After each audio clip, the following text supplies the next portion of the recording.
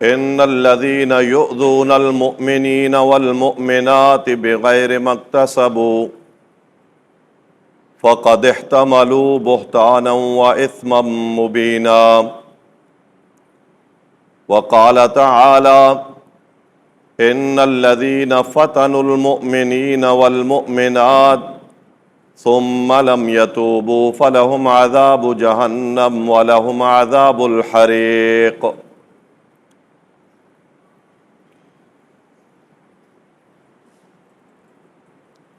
والدین کی نافرمانی کے حوالے سے پچھلے جمعۃ المبارک میں آپ نے کتاب و سنت کی کچھ باتیں سماعت فرمائی۔ ان میں سے ایک بات یہ کہ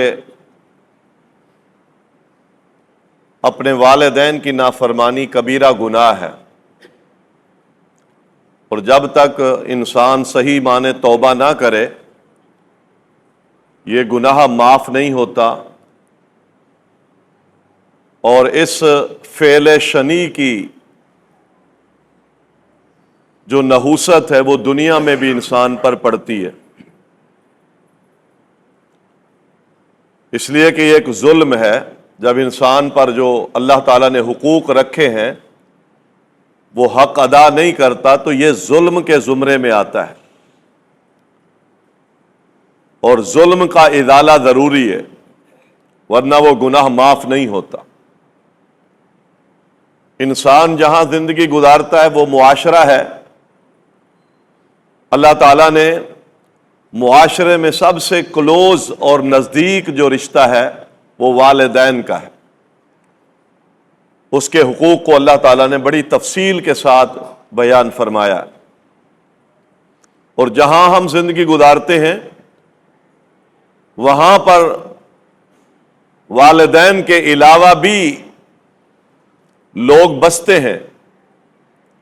اہل ایمان کا معاشرہ ہے، اللہ اور اس کے رسول صلی اللہ علیہ وسلم کے ماننے والے ہیں، ان کے حقوق بھی اللہ تعالیٰ نے بڑی تفصیل کے ساتھ بیان کیے۔ اہل ایمان کے ساتھ بھی جس طرح والدین کے ساتھ زیادتی حرام ہے، اسی طرح اللہ تعالیٰ کے بندوں کو تکلیف دینا بھی حرام ہے۔ اہل ایمان کو اذیت دینا، پریشانی میں مبتلا کرنا، جو کام ان کو قولاً فعلاً عملاً تکلیف دے اور وہ اس سے کراہت محسوس کریں، تو اسلام نے ہمیں منع کیا ہے کہ اس طرح کے افعال بھی ہمارے کردار سے سرزد نہ ہوں۔ یہ تربیت صرف اسلام کی ہے، مستقل بنیادوں پر ہے، کہ جہاں اللہ تعالیٰ نے ہمیں انسان بنایا ہے وہاں انسانیت کے اصول بھی بتائے ہیں۔ ان اصولوں پر کاربند انسان جب ہوتا ہے تو انسان انسانیت کے دائرے میں ہوتا ہے، اور جب ان اصولوں سے نکل جاتا ہے تو پھر انسان انسانیت کے دائرے سے نکل جاتا ہے، اور پھر اللہ کا قرآن اسے جانوروں سے بھی بدتر بتاتا ہے۔ اس لیے جہاں ہمارے عبادت خانے عبادت کے عمل سے لبریز ہیں، وہاں ہمارے کردار بھی انسانیت کے اصولوں سے لبریز ہونے چاہیے۔ مسجدیں اللہ کا گھر ہے، عبادت کے لیے بنائی گئی ہیں، بھری ہوئی ہیں، لیکن ہماری روحیں روحانیت مری ہوئی ہے۔ اللہ تعالیٰ یہ دونوں چیزیں بیان کرتا ہے۔ اللہ کی عبادت احکامات الہیہ، چاہے وہ حقوق اللہ سے ہوں یا حقوق العباد سے ہوں، ان دونوں پر عمل پیرا ہونا بہت ضروری ہے۔ عبادت کے نشانات بعض دفعہ ہمارے چہروں پہ تو ہوتے ہیں، لیکن کردار اتنے گھنونے ہوتے ہیں کہ وہ کردار پورا ایک جنگل کا قانون ہوتا ہے، اسلام اس کو منع کرتا ہے۔ نبی صلی اللہ علیہ وسلم کی وہ حدیث میں نے آپ کو سنائی تھی آپ کی سیرت کے حوالے سے، کہ نبوت ملنے سے پہلے ہی ابن جدعان کے گھر میں نبی صلی اللہ علیہ وسلم ایک مجلس میں، ایک ایگریمنٹ میں آپ نے شرکت کی تھی، اور وہ مجلس کی بنیاد یہ تھی کہ مظلوم کو، اس پر جس نے ظلم کیا اس کو اس کا حق دلائیں گے، ظالم سے حق لیں گے، مظلوم کو دلائیں گے۔ کسی کا حق کوئی کیوں کھائے، کوئی کسی کو ستاتا ہے تو کیوں ستائے، کوئی کسی کو تکلیف میں مبتلا کرتا ہے تو کیوں کرے، اس پر باقاعدہ مکہ کے سرداروں نے ایک اجتماع کیا، بڑے بڑے سردار اس میں اکٹھے ہوئے، اور ایک مجلس مشاورت پر باقاعدہ ایک قانون پاس ہوا کہ ہم ایسا مکہ کی وادی میں کسی کو کرنے نہیں دیں گے۔ اسلام نہیں آیا، وہی نہیں آئی، لیکن آپ دیکھیں کہ ان سنجیدہ ماحول کے، ان سنجیدہ افراد میں کیا صفت ہے اور کیا ذہنی شعور ہے اور کیا جذبہ ہے کہ ظالم کو روکو، مظلوم کو اس کو حق دلاؤ، اور کسی پر جبر اور ظلم نہ ہونے دو۔ اللہ کے نبی صلی اللہ علیہ وسلم بھی اس مجلس کا حصہ تھے اور یہ قانون پاس کیا، آپ اس کا حصہ تھے، اور آپ فرمایا کرتے تھے نبوت کے بعد، فرمایا میں اس محفل میں جس میں یہ قانون پاس ہوا کہ کسی بھی مظلوم کا حق ہم اس کو دلائیں گے اور ظالم کو ظلم سے روکیں گے، فرمایا اگر اس معاہدے کے مقابلے میں مجھے کوئی سرخ قیمتی عرب کا مال اونٹ بھی ملتے اور مجھے اس کے مقابلے میں کہا جاتا کہ اس معاہدے میں شامل نہ ہو، تو میں اتنا بڑا مال رد کر کے اس معاہدے میں شامل ہوتا۔ اتنی بڑی منفعت کو رد کر کے، یہ عمل اتنا عظیم ہے، اور آپ نبوت کے بعد بھی فرمایا کرتے تھے کہ اگر اس طرح کے کام میں آج بھی محمد مصطفیٰ کو کوئی بلائے گا تو میں محمد صلی اللہ علیہ وسلم آج بھی اس کام کے لیے جاؤں گا۔ جس کا حق مارا گیا اس کو حق دلانے جاؤں گا، جس پر ظلم ہوا ہے اس ظلم کو دور کرنے کے لیے، اس کا ازالہ کرنے کے لیے آج بھی جاؤں گا، جس کو کسی نے تکلیف دی ہے اس تکلیف کے ازالے کے لیے آج بھی محمد مصطفیٰ صلی اللہ علیہ وسلم کو بلایا گیا تو میں جاؤں گا۔ اس سے پتہ چلتا ہے اسلام ظلم مٹاتا ہے تو ظلم کا کردار بھی مٹاتا ہے، اسلام تکلیفیں مٹاتا ہے، اسلام جبر کی حوصلہ شکنی کرتا ہے، قول سے، عمل سے، فعل سے اسلام روکتا ہے۔ مسلمان کا مال مسلمان پر حرام ہے، کیوں؟ اس کی عزت حرام ہے دوسرے مسلمان پر۔ یہ اسلام کے وہ آداب ہیں، یہ مسلمانوں کے آپس میں ایک دوسرے پر حقوق ہے، ان حقوق کی ادائیگی بہت ضروری ہے۔ مسلمان کا مال مسلمان پر حرام ہے، اس میں سے ایک شکل سود کی ہے۔ سود کی شکل بہت بڑا گناہ ہے، کبیرہ گناہ ہے، کیونکہ اس سود میں بھی انسان مجبوراً وہ سود دے رہا ہوتا ہے، اور ظالم سود خور اس کی مجبوری سے ناجائز فائدہ اٹھا کر اس پر ظلم کر رہا ہوتا ہے۔ اس لیے اسلام نے کہا کبیرہ گناہ ہے، لعنتی ہے سود لینے والا، دینے والا، لکھنے والا، گواہ بننے والا، پاگل بن کے قیامت کے دن اپنی قبر سے نکلے گا۔ اللہ اور اس کے رسول کا اس کے خلاف اعلان جنگ ہے۔ کیوں؟ یہ سود ہے، اس کی بڑی قباحتیں ہیں۔ نبی صلی اللہ علیہ وسلم فرماتے ہیں ان ارب الربا،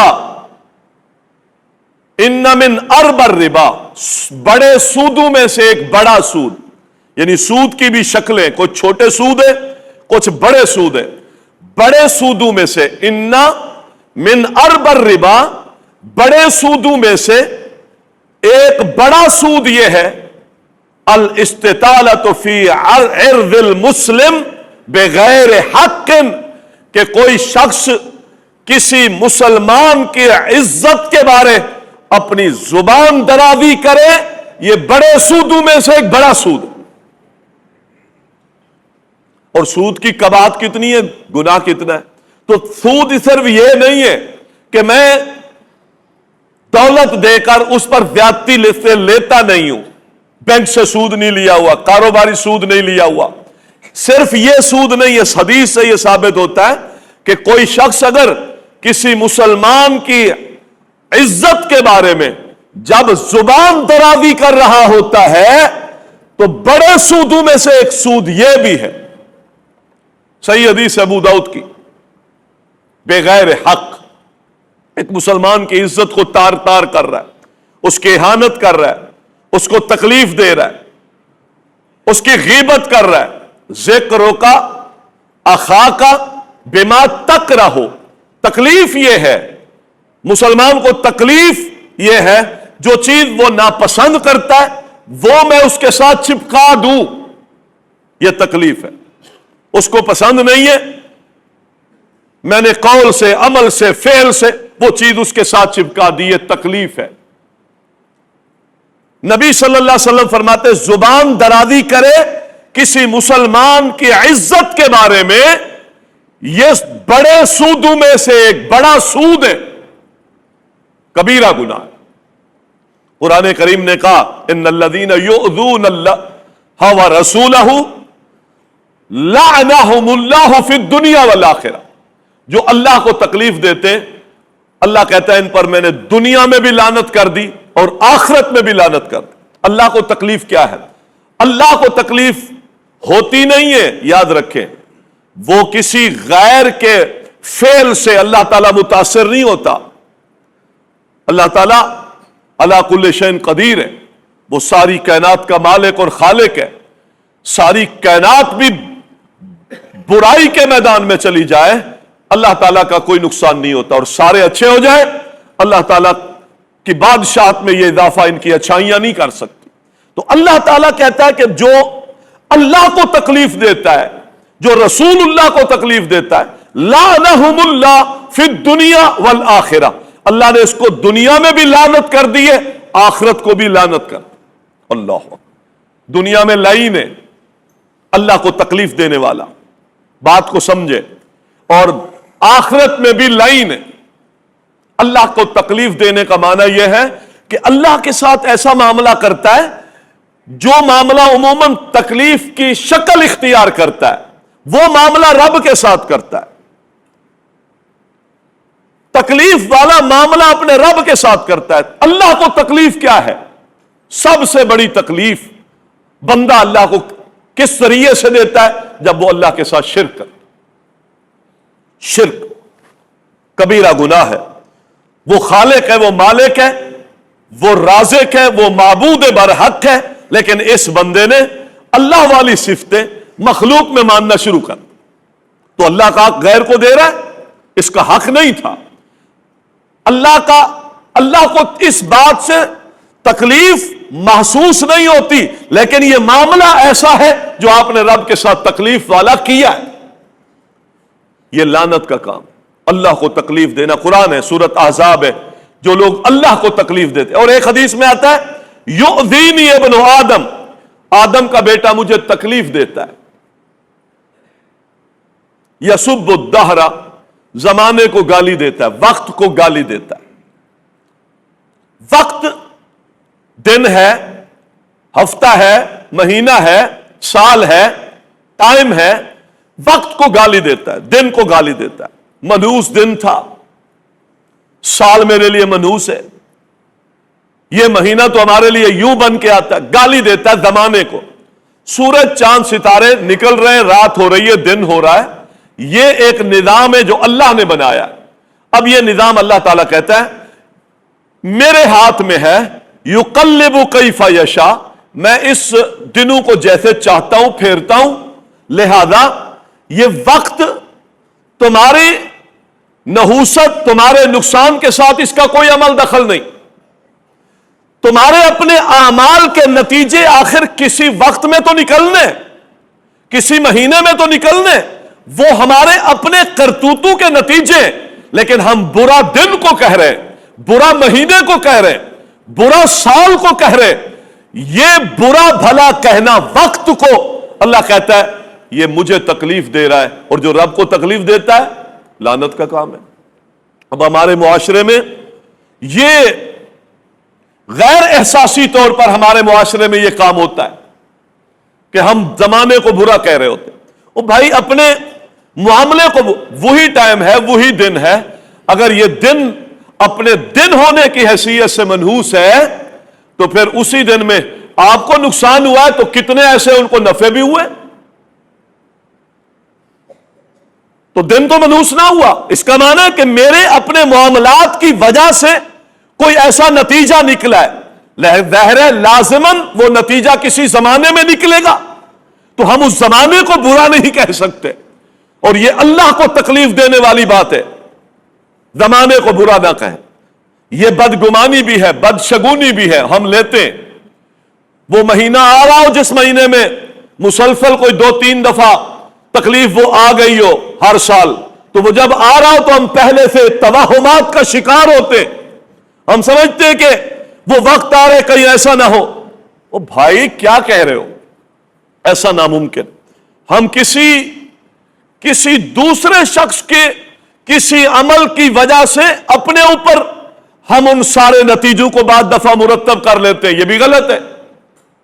ایک شخص نے ایک کام کیا، اس کو نقصان ہوا، آپ نہیں کرنا چاہ رہے، اس وجہ سے اس کو نقصان ہو گیا۔ او بھائی 2 بھائی ہیں، 3 بھائی ہیں، 6 اولادیں ایک ماں باپ کی، ہر ایک کی نصیب تقدیر اللہ نے الگ الگ لکھا ہے۔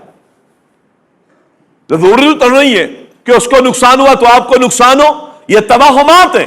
آپ اپنے ذرائع کو، اپنے وسائل کو یکسو کریں، جمع کریں، اور پھر اللہ تعالیٰ سے مشورہ کریں، آپ وہ کام کریں، اس کے نصیب میں نقصان ہے، ضروری نہیں ہے کہ وہی نتیجے آپ کو بھی ملے۔ یہ وقت ہے، یہ زمانہ ہے، اللہ تعالیٰ نے اس کو بنایا ہے، لہذا یہ اللہ کو تکلیف دینے والی بات ہے۔ شرک کی بیماری سے ہم بچیں، اور یہ بہت ہی باریکی والی چیز ہے۔ زمانے کو برا کہنا بھی اللہ کو تکلیف ہے۔ اللہ تعالیٰ کی تعلیمات کو رد کرنا اور اللہ تعالیٰ کے جو نشانیاں ہیں، اس کی عظمت کی نشانیاں ہیں، اس عظمت کی نشانیوں سے استہزاء کرنا، یہ بھی اللہ کو تکلیف ہے۔ جیسے بیت اللہ ہے، صفا ہے، مروہ ہے، اللہ تعالیٰ کا قرآن ہے، اذان ہے، مساجد ہے، اہل علم ہے، علماء ہے، اللہ کے ولی ہیں۔ اب یہ اللہ کی نشانی ہے جو اللہ تعالیٰ کی عظمت پر دلالت کرتی ہے۔ اب ان نشانیوں کے ساتھ جب بندہ کوئی ایسا رویہ اختیار کرتا ہے جو رویہ تضحیک امیز ہوتا ہے، یہ حقیقت میں اللہ کو تکلیف ہے، اور اللہ کو تکلیف دینے والوں کو رب نے کیا کہا؟ لعنہم اللہ فی الدنیا والآخرہ، اللہ نے ان کے لیے دنیا اور آخرت میں لعنتیں کی۔ بڑا حساس مسئلہ، اللہ کو تکلیف، رسول اللہ صلی اللہ علیہ وسلم کو تکلیف، رسول اللہ صلی اللہ علیہ وسلم کو تکلیف کا پہلا جو زاویہ ہے وہ کافر ہے۔ کافر اللہ کے نبی کو تکلیف دیتے تھے اور آج بھی دینے کی کوشش کرتے، تکذیب کرنا، گالی دینا، مجنون کہنا، بے شمار انہوں نے پروپیگنڈے کیے اور کر رہے ہیں۔ یہ لعنت کا سبب عمل ہے۔ دوسرا اس کا اسٹیج منافقین ہے۔ منافقین بھی رسول اللہ صلی اللہ علیہ وسلم کو تکلیف دیتے تھے، جیسا کہ سیدہ عائشہ رضی اللہ تعالی عنہا نبی صلی اللہ علیہ وسلم کی بیوی ہے، آپ اس سے محبت کرتے ہیں۔ صحابہ کہتے ہیں ہم ہدیے کا دن بھی دیکھتے رہتے تھے کہ جب نبی صلی اللہ علیہ وسلم کو ہدیہ کب دیں، تو جب آپ عائشہ کے گھر میں ہوتے تھے تو اس دن، یا عائشہ کے گھر میں باری ہوتی تھی، اس دن ہم ہدیہ دیتے تھے تاکہ آپ وہ ہدیہ کہاں لے کے جائیں؟ عائشہ کے گھر میں، اور زیادہ خوش ہوں تو نبی کی خوشی، تو یہ نبی صلی اللہ علیہ وسلم کی خوشی کے طالب ہیں کون؟ مومن۔ مومن پیغمبر کی خوشی کا طالب ہوتا ہے. میرا نبی صلی اللہ علیہ وسلم کس بات پر خوش ہوتا ہے؟ مومن متلاشی رہتا ہے. اور منافق وہ تکلیف دیتا ہے. لا یخرجن العز من الاذل. نبی صلی اللہ علیہ وسلم کے بارے میں کہہ دیا ہم عزت والے ہیں اور نبی نعوذ باللہ ذلیل ہے اور اس کے ماننے والے ذلیل ہیں, ہم مکہ سے ان کو نکال دیں گے. کون تھے؟ منافق تھے. نبی صلی اللہ علیہ وسلم کو تکلیف ہوئی جب سیدہ عائشہ پر منافقین نے تہمت لگا دی. آپ کو بڑی تکلیف ہوئی, بہت زیادہ تکلیف ہوئی. نبی صلی اللہ علیہ وسلم کی دعوت کو جھٹلانا یہ بھی تکذیب ہے اور تکلیف ہے اللہ کے نبی کو. اور نبی صلی اللہ علیہ وسلم جس سے محبت کرتے ہیں اس کو تکلیف دینا یہ بھی اللہ کے رسول کو تکلیف دینی ہے. مثلا اس کی مثال اور تفصیل سے سمجھے. اللہ کے نبی عائشہ سے محبت کرتے ہیں تو جنہوں نے ان کو تکلیف دی یہ رسول اللہ صلی اللہ علیہ وسلم کو تکلیف. آپ نے فرمایا فاطمہ میرے جگر کا ٹکڑا ہے, جو فاطمہ کو تکلیف دیتا ہے اس سے مجھے بھی تکلیف ہوتی ہے, جو فاطمہ کو کسی مشقت میں ڈالتا ہے وہ محمد مصطفیٰ کو مشقت میں ڈالتا ہے. اللہ اکبر. نبی صلی اللہ علیہ وسلم فاطمہ سے محبت کرے. اب اگر کوئی فاطمہ کے خلاف زبان درازی کرے تو یہ بھی لعنت کا کام. نبی صلی اللہ علیہ وسلم اپنے صحابہ سے محبت کرتے, انصار سے محبت کرتے, نبی صلی اللہ علیہ وسلم مہاجرین سے محبت کرتے. اب اگر کوئی انصار اور مہاجرین کے خلاف زبان درازی کرے تو یہ بھی لعنت کا کام, کیونکہ یہ تکلیف کس کو ہے؟ نبی صلی اللہ علیہ وسلم کو. ابو بکر سے آپ محبت کرتے, عمر سے محبت کرتے, آپ عثمان سے محبت کرتے, علی رضی اللہ تعالیٰ عنہ سے.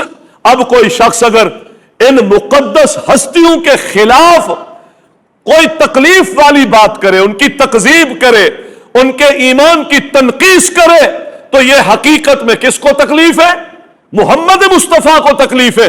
اور یہ تکلیف دینا قرآن نے کہا لعنت کا سبب ہے. کتاب و سنت کے آئینے میں ہم اپنے کردار کو ذرا پرکھیں. مذہبی اعتبار سے بھی, انفرادی اعتبار سے بھی, اجتماعی اعتبار سے بھی ہم اپنے کرداروں کا ضرور جائزہ لیں. ورنہ جو لوگ اللہ اور اس کے رسول کو تکلیف دیتے ان کے لیے لعنت. یا ایھا الذین آمنوا لا تکونوا کالذین آذوا موسیٰ. اے مومنو ان لوگوں کی طرح نہ ہو جاؤ جنہوں نے موسیٰ کو تکلیف دی. یہ بہت اہم بات ہے. موسیٰ کو بھی بڑی تکلیفیں ہوئیں, لیکن اللہ کے نبی صلی اللہ علیہ وسلم فرماتے, جامع ترمذی کی حدیث ہے, مجھے دین میں سب سے زیادہ ستایا گیا ہے. اللہ اکبر. سب سے زیادہ مجھے ستایا گیا, مجھے تکلیفیں ہوئی ہیں. اتنا کسی پیغمبر کو تکلیفیں نہیں ہوئی. اللہ تعالیٰ نے موسیٰ علیہ السلام کو کے بارے کیا کہا؟ مومنو ان لوگوں کی طرح نہ ہو جاؤ جنہوں نے موسیٰ کو تکلیف دی. موسیٰ کو تکلیف, کیا تکلیف تھی؟ اہل علم نے خاص تکلیف تو یہ بیان کی کہ جو بنی اسرائیلی تھے انہوں نے موسیٰ کو تانا دیا.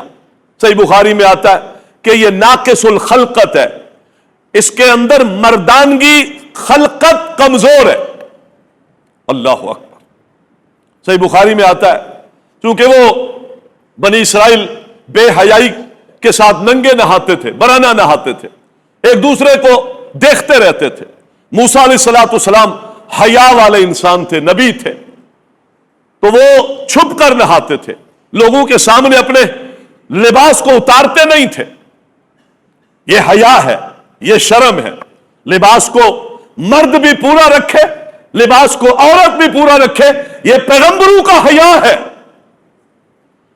لباس جب شارٹ ہونا شروع ہو جائے تو سمجھے حیا ختم ہو رہی ہے, اور حیا کے ختم ہونا دلیل ہے اس بات کی کہ ایمان کمزور ہو رہا.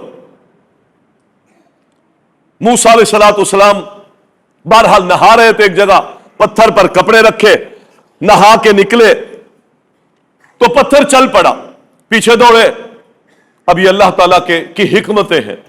لوگ دین کو بعض دفعہ عقل پر پرکھتے ہیں، لیکن اللہ تعالیٰ معجزے دکھا کر کے عقلوں کو عاجز کرتا ہے، اور یہ حقیقتیں اللہ تعالیٰ مخلوق کے سامنے رکھتا ہے کہ میں اس ساری کائنات کا قادر مطلق ہوں، میرے اختیار میں ساری کائنات ہے، میں جو چاہوں کروں، لیکن جو کرتا ہوں وہ حکمت سے خالی نہیں ہوتا، سب حکمتوں سے لبریز ہوتا.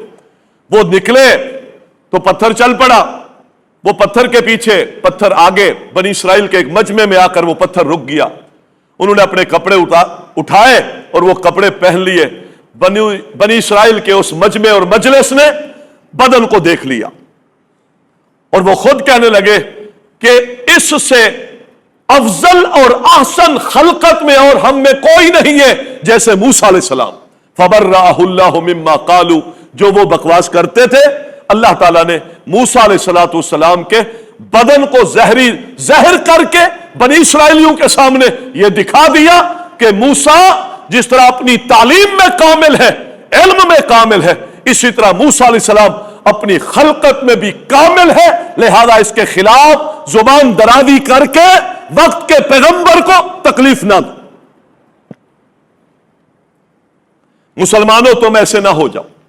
ایک تو مجھے مسئلہ دو، موسیٰ کو جیسے تکلیف دی گئی اپنے نبی کو تکلیف نہ دو. بعض اہل علم نے کہا موسیٰ کو اور بھی بہت ساری تکلیفیں دی. موسیٰ نے کہا بیت المقدس داخل ہو جاؤ، انہوں نے کہا لن ندخلا ہا ما داموا فیہا، ہم تو نہیں جائیں گے جب تک بیت المقدس میں یا فلاں بستی میں جن کے اندر داخل ہونے کے لیے آپ جہادی طور پر ہمیں داخل کرنا چاہتے ہیں، جب تک وہاں لوگ ہیں ہم نہیں جائیں گے. تو وقت کے پیغمبر کی کیا ہے؟ نافرمانی. وقت کے پیغمبر کی نافرمانی یہ وقت کے نبی کو تکلیف دینے والا عمل ہے. بات کو سمجھے. لن ندخلها لن نصبر على طعام واحد، کھانے مل رہے، من سلوا مل رہی ہے، لیکن موسیٰ علیہ السلام کو کہتے ہیں ہم تو ایک کھانے پر صبر نہیں کریں گے، ہم تو ایک کھانے پر صبر نہیں کریں گے، ککڑی چاہیے، پیاز چاہیے، لہسن چاہیے، دالیں چاہیے، ہمیں ساگ چاہیے، ہم نہیں صبر کریں گے. تکلیف ہے. ایک وقت ہے کہ تم نے مانگا ہے، رب نے انعام اتارا ہے، اب تم رب کی نعمتوں کو دور کر کے تم خسیس اور گھٹیا چیزوں کے طالب بن گئے ہو. یہ تکلیف ہے، موسیٰ کو تکلیف. تو اہل علم نے کہا کہ موسیٰ کو تکلیف کیا دی انہوں نے وقت کے پیغمبر کی ہر بات پر اعتراض کیا، رد کیا دعوت کو، معصیات میں گھر گئے، نبی کی بات، اس کی سنت، اس کے تعلیم کو اہمیت نہیں دی معاشرے میں. یہ موسیٰ کو تکلیف دی. حقیقت میں مسلمانوں اپنے نبی کو ایسی تکلیف نہ دو. آج ہم تنہائی میں ذرا بیٹھ کے سوچیں کتنے احکامات ہیں، کتنے فرمودات ہیں، کتنے نبی صلی اللہ علیہ وسلم کی واضح احادیثیں ہیں، روایتیں ہیں، آپ کی سنتیں ہیں، آپ کے طریقے ہیں. میں روزانہ ان طریقوں کا قتل کرتا ہوں. کیا یہ نبی کو تکلیف ہے کہ نہیں؟ ہم اپنے پیغمبر کو اس کی نافرمانیاں کر کے تکلیفیں دیں، اور یہ تکلیف اللہ نے حرام کی ہے. اللہ تعالیٰ نے لعنت کے الفاظ کہہ دیے، میں نہیں کہہ رہا. اللہ کے پیغمبر صلی اللہ علیہ وسلم گھر میں موجود ہیں، زینب کا ولیمہ ہے، لوگ جمع ہیں، بیٹھ گئے، چھوٹا سا کمرہ، زینب ایک کمرے میں رضی اللہ عنہ بیٹھی ہے. اب لوگ بیٹھ گئے. عادت ہے نا ہماری، ہم کسی کے گھر جائیں تو بوجھ بن جاتے ہیں. یہ تکلیف والی بات، ہم تو اس چیز کو نہیں سمجھتے یہ تکلیف ہے. کسی کے لیے خام خواہ بوجھ بننا، بیٹھنا جانا اور پھر اٹھنا نہیں، مریض کی عیادت کے لیے جانا اور ساری کائنات کی سیاست وہاں شروع کر دینا، وہ مریض اپنے مرض کی شدت میں ہے. تکلیف ہے، تکلیف. اب آپ یہاں غور کریں، قرآن بیٹھ گئے. اللہ تعالیٰ قرآن کریم میں کہتا ہے کہ مسلمانوں سب سے پہلی بات تو یہ جب کھانے پہ بلایا جائے تو تب جاؤ. وقت سے پہلے کیوں گئے؟ عرب کے لوگ وقت سے پہلے کھانے پہ چلے جاتے تھے،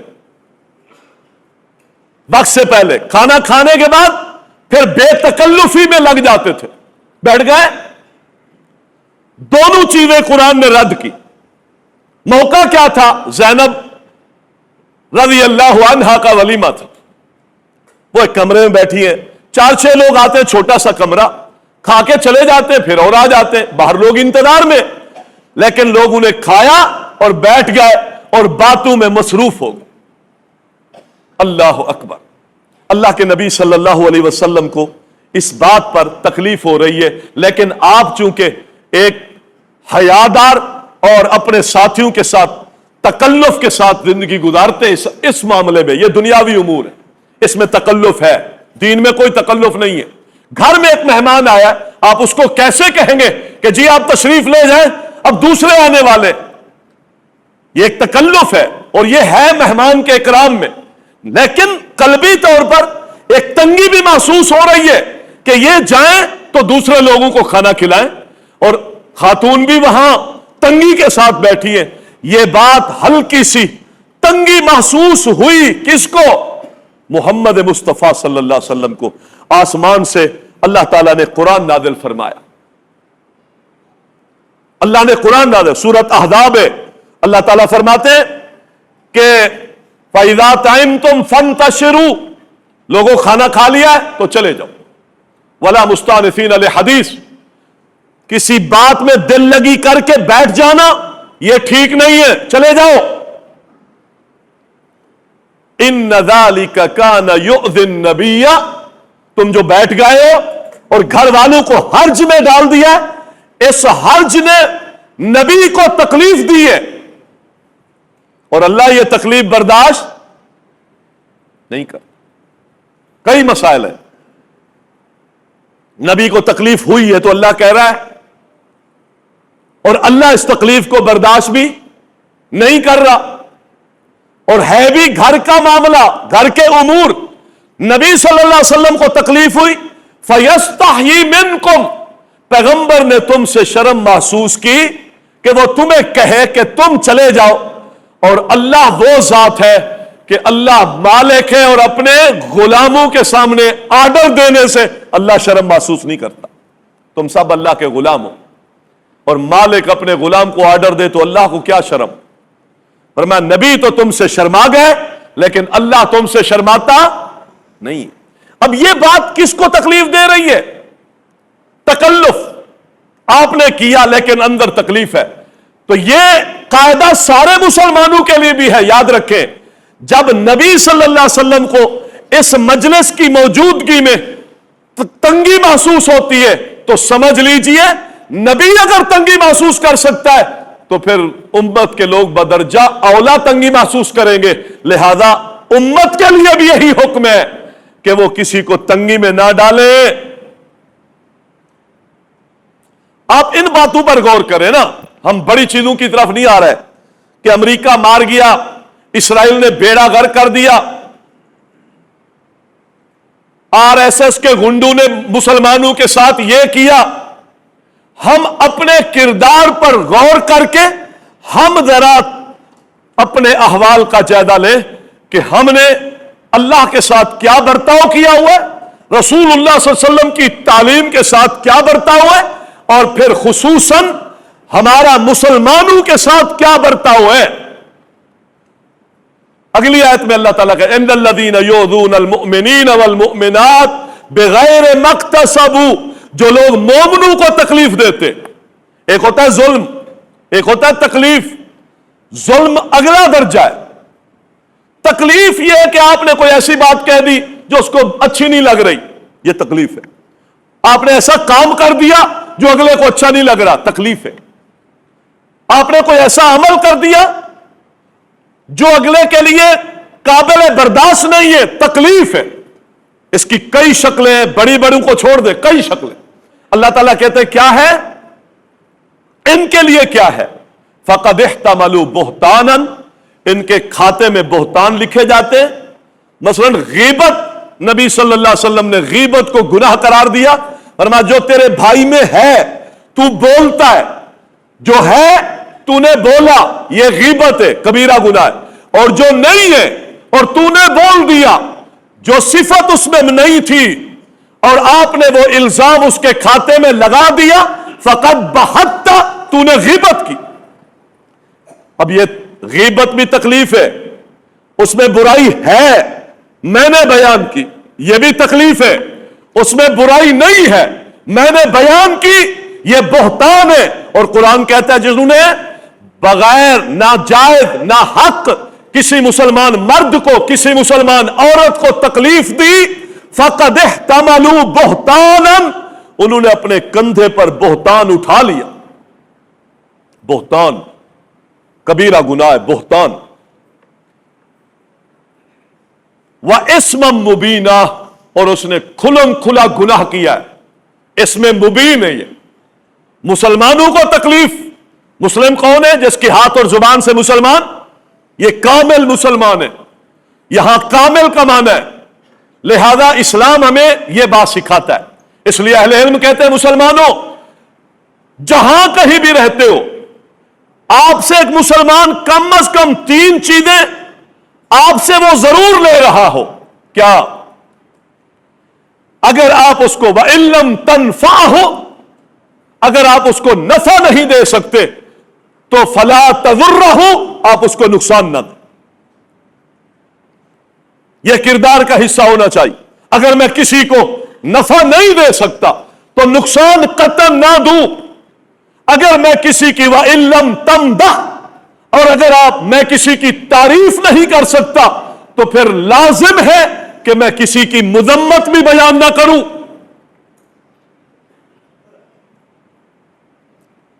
تعریف نہیں کر سکتا، میں برداشت نہیں ہوتا، تو کم از کم مذمت چھوڑ دوں، کیونکہ یہ مذمت تکلیف ہے۔ اگر میں نفع نہیں دے سکتا تو خود نقصان نہ دوں، اس لیے کہ یہ نقصان تکلیف ہے۔ اور اگر میں کسی مسلمان کے لیے خوش نہیں ہو سکتا، اس کو خوشی نہیں دے سکتا ایک روایت میں، تو ہم اس کو کسی طرح کا کوئی غم بھی نہ دے، فلا تغمہ، اس کو غم بھی نہ دے۔ یہ ہر مسلمان دوسرے مسلمان سے یہ چیزیں، 3 چیزوں کا کم از کم امیدوار ہو کہ یہ مجھے اگر خوشی نہیں دے سکتا تو انشاءاللہ غم بھی نہیں دے گا، یہ نفع نہیں دے سکتا تو نقصان بھی نہیں دے گا۔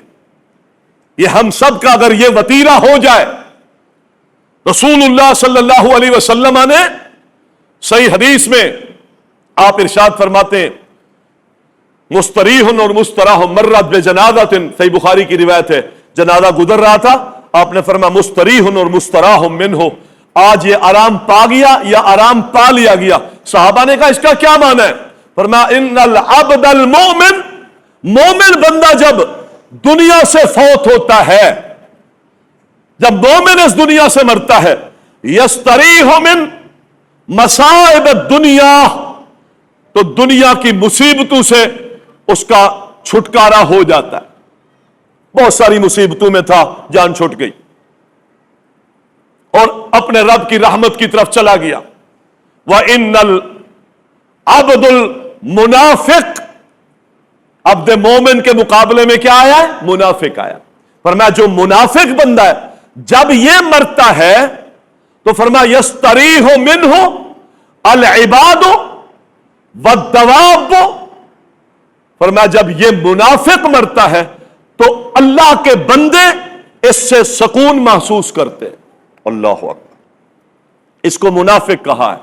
جس کی موت پر اللہ کے بندے سکون محسوس کریں، یہ منافق۔ والعباد، العباد بندے بھی، والبلاد، اور حدیث میں آتا ہے شہر بھی سکون محسوس کرتے، پورا شہر محسوس کرتا ہے۔ وہ لوٹنے والا، وہ ڈاکو، وہ چور، وہ گلی نکڑ میں کھڑے ہو کر لوگوں کے پرس چھیننے والا، جیبیں خالی کرنے والا، بدماش علاقے سے لوگ سہمے رہتے ہیں اس کے وجود سے، کہیں سے آ رہا ہو، لوگوں کو خطرہ پڑ جاتا ہے اپنی عزت کا، اپنے مال کا، जिस गली में रहता है गली वाले सहमे हुए, जिस मोहल्ले में रहता है मोहल्ले वाले सहमे हुए। ये अब्द मोमिन नहीं है, मुनाफिक है। अल्लाह के पैगंबर फरमाते इसकी मौत पर बंदे भी खुश होते हैं, शहर भी खुश होता है, वशजर वद्दवाब, जानवर भी खुश होते हैं, हत्ता कि ये दरख्त भी उसकी मौत पर खुश होते हैं।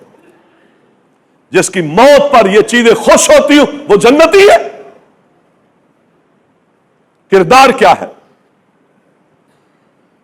कई शक्लें हमारी मोहतरम भाइयों, कई शक्लें। हमने शादी की, पूरा मोहल्ला सुकून में नहीं है, पूरा मोहल्ला सुकून में। मेरे घर की छत से मेरा हमसाया महफूज नहीं, तकलीफ है उसको। मेरी गली के नुक्कड़ में 4-6 गुंडे बैठ गए, आने जाने वाली बहन बेटियों को तकलीफ। ये तकलीफ है, सारी तकलीफ है। अल्लाह कहता है इसमें मुबीन है, गुनाह है। इय्याकुम वत्तरीक, रस्तों पे ना बैठो, आने जाने वाली जगहों पे ना बैठो, तकलीफ होती है लोगों को, आने वाले को जाने वाले को। बाद लोगों ने कहा जी कुछ ऐसे मामलात होते हैं कि बैठना पड़ता है। फरमाया फिर क्या करो, अपनी निगाह नीचे रखा करो। अल्लाह अकबर, निगाहें झुका के रखा करो, निगाह से तकलीफें ना दिया करो, घूरा ना करो, ताड़ा ना करो, बद नजरी ना किया करो। यहां तो मजलिस इसलिए लगती है, तकलीफ है।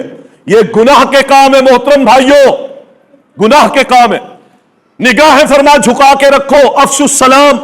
कोई गुजर रहा है तो उसको कह दो अस्सलाम वालेकुम, परेशान नहीं होना, मेरी तरफ से सलामती है, मेरी मजबूरी है, मैं इस रास्ते पे बैठ गया हूं, लेकिन इंशाअल्लाह तेरी इज्जत, तेरे माल, तेरे वकार को मेरा कोई किरदार मजरू नहीं करेगा। अस्सलाम वालेकुम। फरमा अगर बैठना भी है तो ऐसा करो। अल्लाह के नबी का फरमान, रस्तों को साफ कर। तकलीफ क्या है? मैंने पानी छोड़ दिया, मैंने परनाला लगा दिया, मैंने अपने घर का गंद उठाकर गली में फेंक दिया, मैंने गैर शरई गैर कानूनी तौर पर जगह पर गाड़ी पार कर दी, लोग जलील है, ख्वार। यह तंगी है और यह वादे गुनाह है। हजरत तहज्जुद गुजार है, मैंने रोड बंद किया हुआ है, मैंने तफरी मुकाम पर कचरे का ढेर लगा दिया। ये क्या है? अल्लाह ताला इससे मना कर। एक कांटा सही बुखारी में आता है, मर्रा रजुलन बेगुस्र शजरा, सही हदीस है। एक दरख्त की टहनी के पास से गुजरा जो रस्ते पर पड़ी हुई थी, कहने लगा लउनहियन्ना अनित तरीक, मैं जब तक आगे नहीं बढ़ूंगा जब तक इस रस्ते पे पड़ी हुई इस दरख्त की टहनी को काट ना दूं, ताकि लोगों के आने जाने का रास्ता आसान हो जाए। अल्लाह के पैगंबर फरमाते कि उसने वो रास्ता साफ कर दिया, टहनी हटा दी, फउदखिलल जन्नह। कोई जिंदगी में नेकी नहीं थी, लेकिन लोगों को तकलीफ देने वाली चीज रास्ते से हटा दी, अल्लाह ने इस नेकी की वजह से उसे जन्नत में रवाना कर दिया। ये हदीस है किसके लिए?